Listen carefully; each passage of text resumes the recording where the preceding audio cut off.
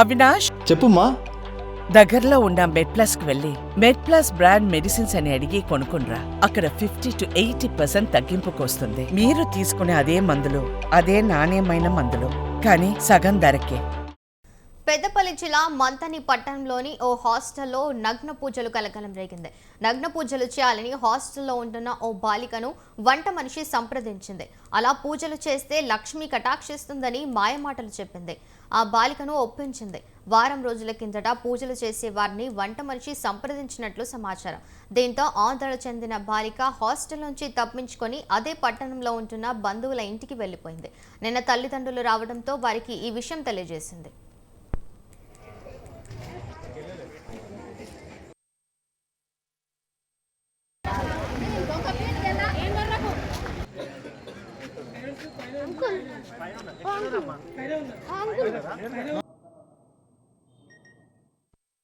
ఇంకా డబ్బులు వస్తే మీ అమ్మ నాన్న పేదోళ్ళు కదా, మిమ్మల్ని దాదేతందుకు ఇబ్బంది అవుతుంది కదా, మీకు డబ్బులు ఇప్పిస్తా నేను అన్నట్టు అన్నదట. అంటే నాకు తెలియదు అమ్మ, మమ్మీ ఫోన్ చేసి అడుగునంటే లేదు మమ్మీ తర్వాత చేద్దామన్నదట.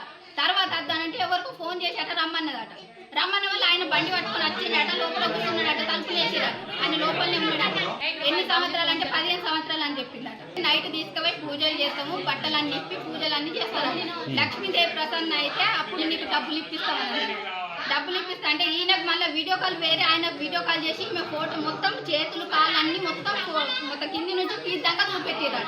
చూపెట్టి సరే అమ్మ ఇప్పుడు నేను మళ్ళీ చెప్పేది ఉంటే మళ్ళీ చెప్తా నేను నువ్వు అనట. ఆమెనట అప్పుడు బయటికి పో అనట. స్కూల్ పంపించిరట. ఆయన బయటికి వెళ్ళిపోయినట. ఒకట్లు చేసిరట.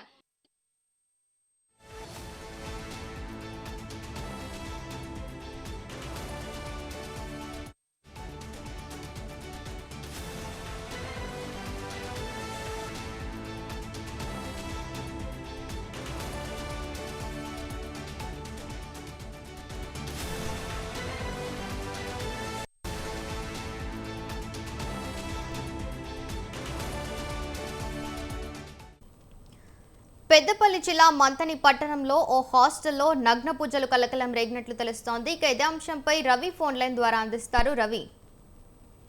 Thank you Akanksha.